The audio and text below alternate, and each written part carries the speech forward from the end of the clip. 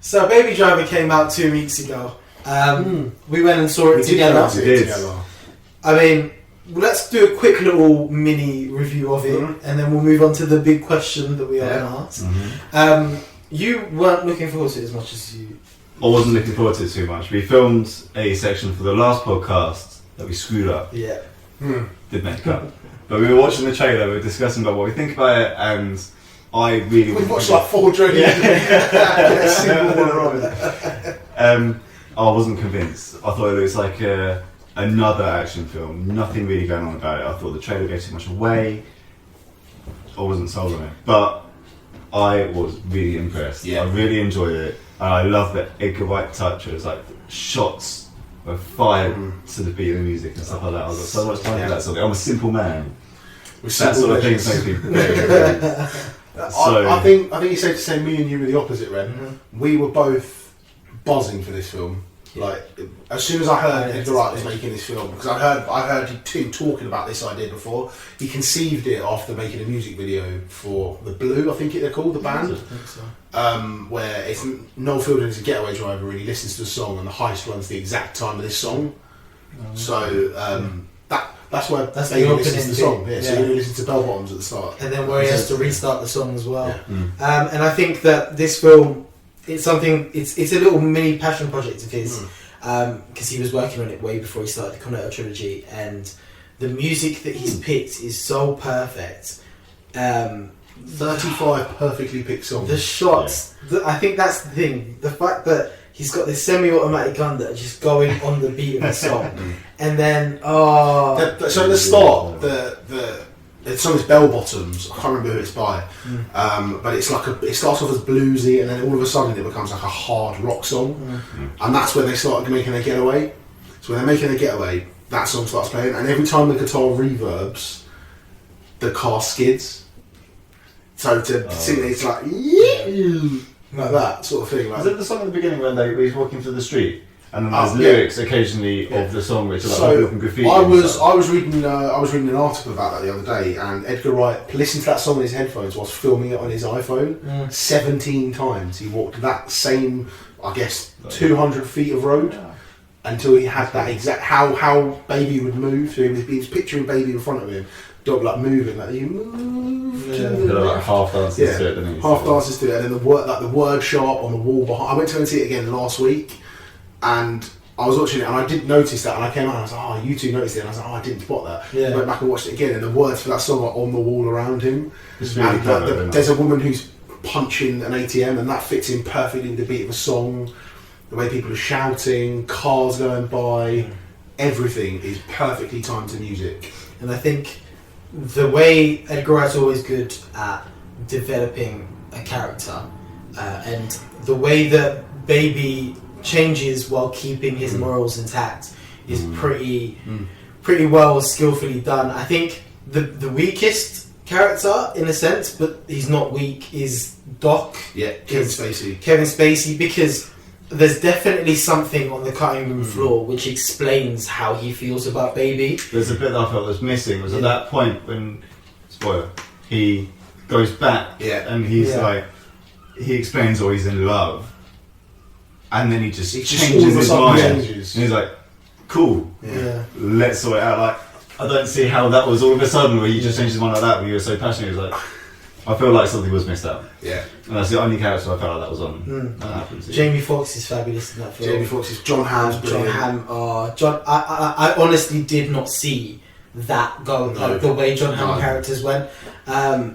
Jamie Foxx sort of fit well, and then the way he left the film was so quick, and I was like, that's great. What I really like is the dialogue in it. As a man who basically only exclusively read books set in the 1930s about detectives who smokes too many cigarettes and beats women, the dialogue in it is like, there's a bit where it's like, shop, let's talk it. No one talks like that, except in those noir books that I read. No one talks like that. And in this film, quick off-cut from Baby Driver, can someone go through these videos and just supercut really inappropriate things that Harry says? Fabulous. So let's move on to the big question.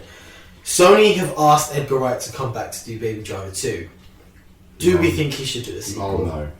The end of that film is so perfect to him finally getting out of this world, having spent time, spoilers, in prison.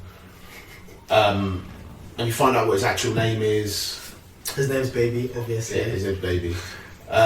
It's such a perfect end that I don't need. So the film ends with the song "Baby Driver" by Simon and Garfunkel, which is it's about him. It's basically the song is about him, even though the song was written 30 years before this film even was conceived. Ties it up really nice. It ties it up perfectly. So bringing it back, what would you do? What's the point of doing that? I read the other day, correct me if I'm wrong, that the budget for it was only like 30 something million, which is incredible. And 2, has Edgar Wright ever done a sequel? No. I don't think. I don't think there's any point. I don't think there's any need to. Like, I'll see why he'd want to do the same sort of thing again with more money, but I don't see any benefit in it. I think it's too well tied up in one movie. Yeah. So I was completely with you, and to be fair, I pretty much still am. But there is one thing that gives me hope for a sequel to work, and that is John Bernthal's character. Oh, great. He still has gripe with Baby, and we don't know what happens to him. Yeah. So, well, if you don't hear from him again, he's probably dead. Probably. They'll say that. But that's also the point. Like, that is the only way you can take that story. Yeah.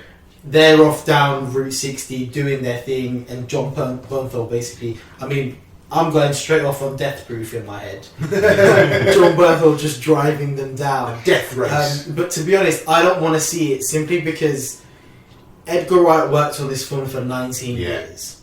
He had the time to process 35 songs, pinpoint exactly how he wanted to use them, run through the thing 17 times. It's a feat of technical marvelry. It's so perfect to what he wanted to do with it. To do another one they'd still give him 3 years. But you'd have to write it. Yeah. Sign all those actors back up. I feel like it'd be just a way of milking it a little bit further, and I don't think it needs it. I think that opening in the story, I don't think it could become a Lethal Weapon type thing. So Shane Black wrote Lethal Weapon. I listened to a podcast with him a couple of months ago, and he basically said, I didn't want to make a Lethal Weapon 2, and they stole my characters, and he's tried to sue the studio for them, and they were like, no, it belonged to us, mate. You wrote that script, we bought it, they're ours. So it degrades what is a fantastic film, and it makes it dirty in a sense. You've ruined, not perfection, but you've ruined as close to perfection as you're going to get in an action film. It's an action musical essentially. As Guillermo del Toro said, it's an American in Paris on wheels on crack, which is exactly what it is. It's fast paced. The story may be lacking somewhat, but that's it's fine. Fun. Yeah, it's fun, and that's the main thing I wanted from it. And that's the main thing. And for the last 2 weeks since we saw it, all I've been listening to is the Baby Driver soundtrack, which is good. Yeah, which is good. I think we end this then with a quick thumbs up, thumbs down. We're just going to stick it out there, and then we're going to finish on that. Should there be a Baby Driver 2? Don't do it, Edgar. Don't do it. That's it. If you like this video, give it a thumbs up and share it on Facebook, anywhere you want really. But follow us on Facebook at The Late Review UK. Follow us on Twitter at The Late Review UK and on the website TLRUK.com. Loads more videos coming up, so keep an eye on it.